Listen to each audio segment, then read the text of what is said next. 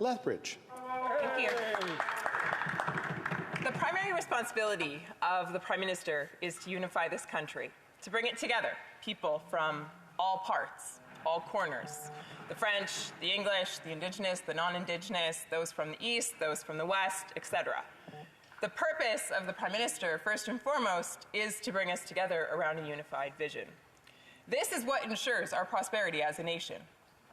It's dumbfounding, then, as to why our Prime Minister would look to do the exact opposite. Why he would look to stoke the flames of division, fear, and worry. Why he would look to pit friends against one another, neighbors against one another, family members against one another. Why he would look to even wedge his own caucus members against one another. And we know that this is true because there actually have been a few brave members from across the aisle who have come forward and who have exposed the Prime Minister's strategy, which is to divide Canadians, to create wedge issues. And at the point of that is vaccines. So rather than using them as a tool, which is what they're meant to be, he's used them as a weapon. Shame. That's incredibly sad. He's used them to pit one group against another. So instead of acting as a Prime Minister, instead of being a statesman, he's been a gamesman. Instead of showing statesmanship, he's simply showing gamesmanship.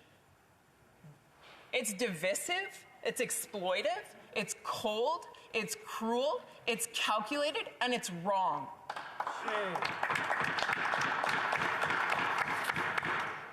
Canadians have sacrificed so much, so much, over and over again. They have been asked to reorient their lives, to adjust, to follow the rules, the regulations that are ever changing. And they have. They have. To their credit, they have. And now they're watching as other countries around the world, such as the UK or the Czech Republic or Israel or Switzerland or Ireland or Denmark, are opening up. They're watching as provinces such as Alberta and Saskatchewan or United States are opening up. And they're saying, well, wait a minute. We followed the rules. We did what we were told to do.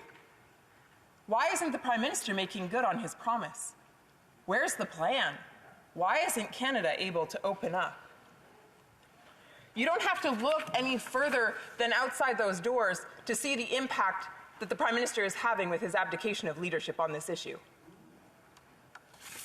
This country is in chaos. Canadians are pleading for help. They have done their part, and now they are asking that the Prime Minister does his. So is it any wonder then that these individuals do not trust the government, that they have big questions about whether or not follow-through will actually take place? I mean, out of one side of his face, the Prime Minister says one thing, and then out of the other side, he says another. Sometimes within the same sentence, he contradicts himself. Canadians have lost trust. And with losing trust, their hope is also waning. But that is not their fault, as the Prime Minister would like to point. No. That is the Prime Minister's responsibility. He is the one who broke their trust. People are desperate. Desperate for hope. Desperate for leadership. Desperate for a future. Their ask isn't out of this world. They're just asking the Prime Minister to do what he promised he would. Canadians, they're absolutely incredible. I love this country, and I love representing the people of it. As Canadians, we persevere because that's who we are. We're incredibly adaptive, we're innovative, we're creative. We find solutions, we solve problems. We're tenacious, we're resilient, we're courageous. But the hope is waning. The confidence is waning. Because of the trauma, the pain, 2 years worth. Isolation, lockdowns, ever-changing goalposts. I have received thousands of emails and phone calls. I'll share a few. James contacted me. He's a university student. And he wrote to me saying this. He said, following the summer, much of learning has been disrupted. From canceled classes, in-person social experiences, and now completely remote learning. This has taken a serious toll on the way I view education. I used to look forward to going and participating in class, and now I dread spending hours of time a day watching pre-recorded videos alone. I plead that you will consider the harmful effects that these mandates can have on all the people of Alberta and Canada. There is a plea being made by the people of this country. Domestic violence is up. Opioid use is through the roof. Cancers being undiagnosed because people can't get in to see their doctor in time. Maria wrote to me, she works with adolescents in mental health, and she wanted to make sure that I understood that she is seeing a drastic increase in young people with mental health issues. And she said, quote, "It is extreme." I had a desperate call from a mother just a little while ago. Her child is suffering from an eating disorder, and for 1.5 years, they waited to see an expert. They waited for help while their daughter wasted away. There have been canceled surgeries and treatments, and there has been isolation that has taken a significant toll on our elderly. I talked to one nurse, and she shared with me that the number of euthanasia requests has gone up. And the number one reason that she is noticing is because of isolation, loneliness.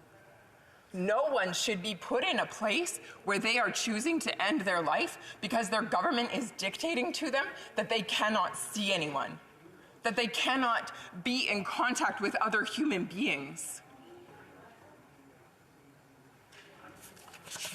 There are countless emails that I have received with regards to loss of livelihood, postal workers, truckers.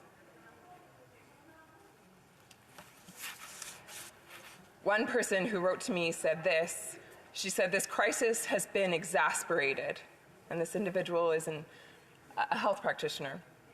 "This crisis has been exasperated by, quote, imposing lockdowns, separating families and support systems, enforcing vaccine passports, segregating people, and making it socially acceptable to regard vaccine-free citizens as selfish, uneducated, irresponsible murderers. These are just a few of the things that I have been called in the workplace. Recent comments by our Prime Minister simply fuel the hatred and the intolerance toward individuals like me."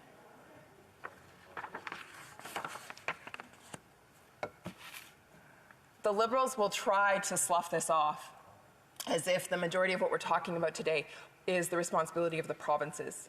But make no mistake, the federal government has a significant role to play. Language, it's powerful.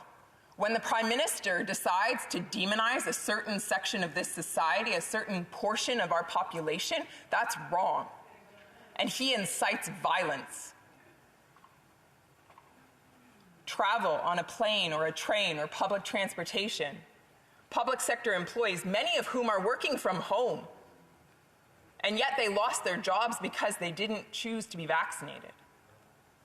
Truckers and other essential service workers, they stay in their truck.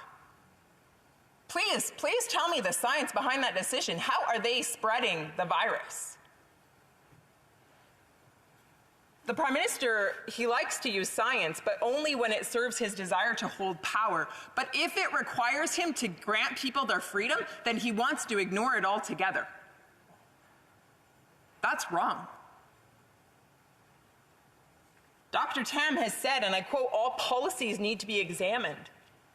She goes on to say, "We need to recognize this virus will not disappear, and we need to address the ongoing presence of the virus in a more sustainable way," end quote. The World Health Organization has advised that vaccine passports should not be required to enter or exit a country. Why is the Prime Minister ignoring the science? It's time for leadership. It's time for action. It's time to put together a plan. It's time to be compassionate towards the Canadian people. Even today during QP, the member from Eglinton Lawrence, he said this, and I quote, "It is important more than ever to ensure that the Canadian public are informed about the ways in which we are going to get out of this pandemic." I sure hope that his colleagues across the aisle agree with him on that. It is time for a plan. It is time to restore hope. It is time to move forward into the future. It is time for the Prime Minister to make good on his promise. Canadians are waiting. Question commentaire, questions and comments. The Honourable Parliamentary Secretary, the Government House Leader. Yes, thank you, Mr. Speaker. There are many aspects that I would challenge that the member almost like attempts to state as fact. But the biggest concern I would have for her is when she talks about mandates. Let's talk about, for example, the mandates of having to wear a mask, or lockdowns, or partial shutdowns, which are really been the responsibility of provincial governments. And my question to the member is, does she believe that there is a lack of leadership in our provincial legislatures across the country, or are those mandates don't matter for her on the issue of freedom? The Honourable Member for Lethbridge. This is classic Liberal strategy. We want to divide. That is their strategy. They want to divide.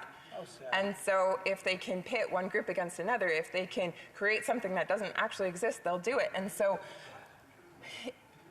don't try to distract. The issue is federal. The issue is federal. The Prime Minister has a responsibility in the language that he uses, and he has been inciting hate and violence across this country for quite some time now. The issue is travel restrictions. That is a federal issue. The issue is federally regulated employees. That is a federal issue. Yeah, got that? You're a smart one. Wasn't sure given the question, so just thought I'd clarify.